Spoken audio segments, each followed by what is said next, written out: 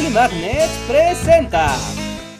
Y ahora es momento de... ¡Historia morbosota! Desde el principio de los tiempos, los seres humanos han inventado nuevas y divertidas formas de matarse unos a otros. Desde pegarse en la cabeza con rocas o apuñalarse con lanzas, gran parte de la historia de la humanidad ha consistido en utilizar la creatividad para idear maneras cada vez más crueles y horribles de matarse. De hecho, han sido tantos y tan diversos los métodos de tortura a lo largo de la historia que resulta complicado escoger uno que se lleve el título de el peor castigo creado por el hombre. Pero de entre todos estos, el toro de Falaris o el toro de bronce sin duda es uno de los favoritos de los historiadores cuando se toca el tema. Y es que el toro de Falaris no solo era una horrible manera de morir, sino que también estaba diseñado para hacer de la tortura un espectáculo que podía servir de entretenimiento en las fiestas de la antigua Grecia. Fue durante los años del 570 al 554 a.C.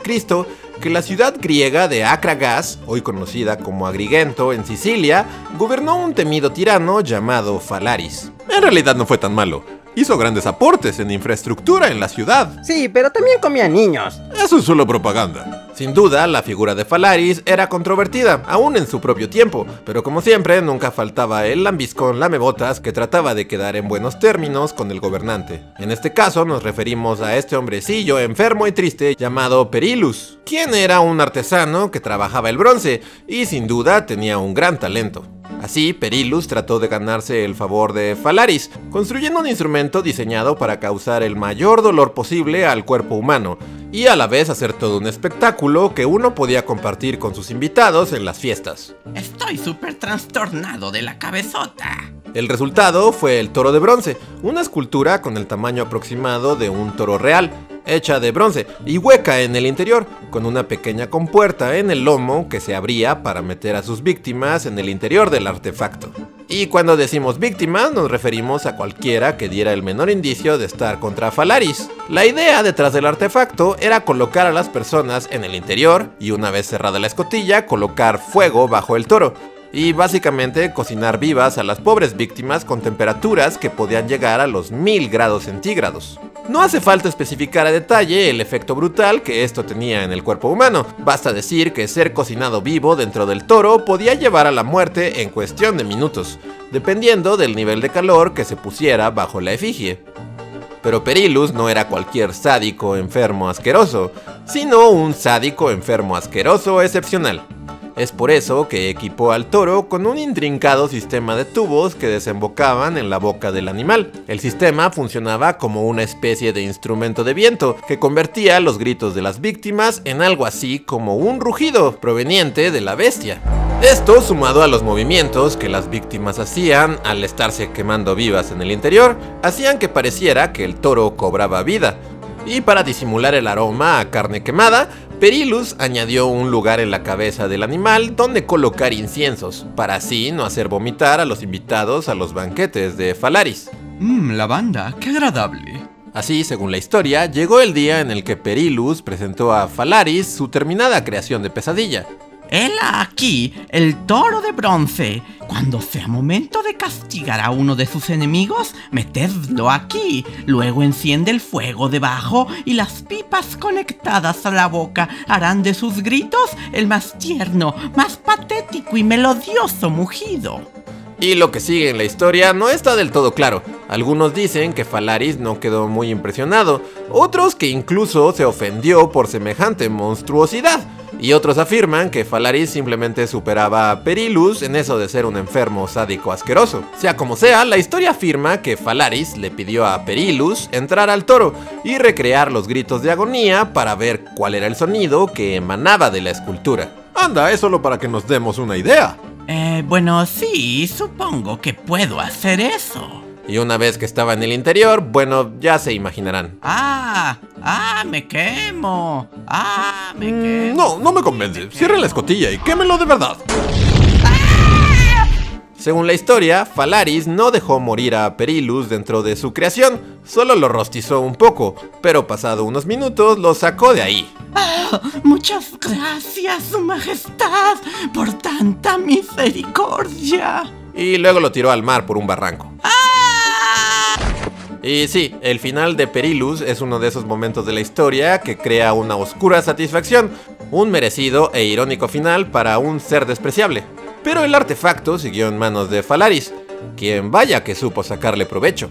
Así el gobernante metió a cientos de esclavos y enemigos políticos en él. Se dice que la temperatura podía llegar a ser tal en el interior que la carne y las entrañas de las víctimas se derretía por completo, dejando solo los huesos, mismos que Falaris solía dar como souvenirs a sus invitados al final de las fiestas. Pero la historia del toro de Falaris volvería a tener tintes irónicos y justicia poética una vez más, en el año 554 a.C., cuando el pueblo de Akragas tuvo suficiente de Falaris y el gobernante fue depuesto por un levantamiento del general Telémaco y cocinado en su propio toro. ¡Ah! ¿Qué hice para merecer esto? Sin embargo, aunque este fue el fin de Falaris, no fue el final del toro. Alrededor del 400 a.C., los cartagineses saquearon Sicilia, liderados por el general Himilco, y se llevaron al toro. Himilco se llevó la escultura a Cartago, aunque no hay registros históricos de que los cartagineses lo hayan usado para cocinar personas. No se puede decir lo mismo de sus siguientes dueños, quienes estaban más que a favor de la tortura y esas cosas. Estamos hablando de los romanos, quienes recuperaron al toro en el 147 a.C., después de ganarle a los cartagineses bajo el liderazgo del general Scipio Aemilianus. Y los romanos lo usaron para lo que seguramente se están imaginando: cocinar cristianos como si fueran un restaurante. El primer mártir fue San Antipas, en el 92 después de Cristo, pero también estuvo San Eustacio en el 118 después de Cristo, quien fue quemado en el toro junto con toda su familia, según cuenta la leyenda, o Pelagia de Taurus, entre muchos otros pobres cristianos.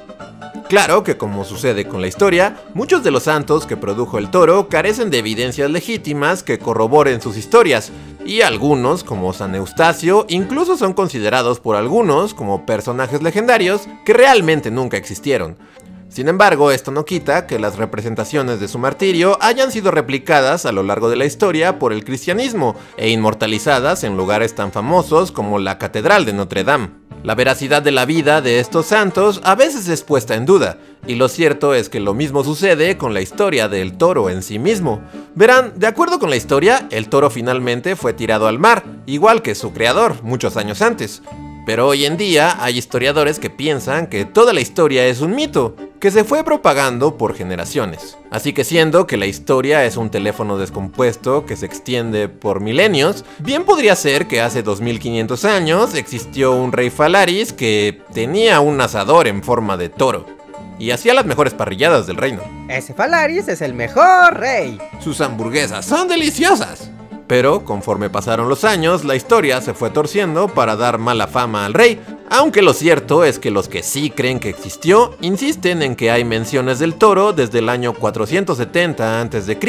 por el poeta Pindaro, y Polibio, quien vivió 200 años después de Pindaro, en una época donde ya se dudaba de la existencia del toro. Incluso, muchos años después, el historiador Diodoro Siculus vuelve a rescatar la historia del toro como verdadera, y acuña el término falarismo para describir a alguien malvado y dictatorial, como Julio César. Pero lo cierto es que al final del día, el toro bien pudo haber existido. Los materiales existían en la época, y si algo nos enseña la historia es que la crueldad y las ganas de fastidiar al prójimo también son algo que ha existido desde siempre.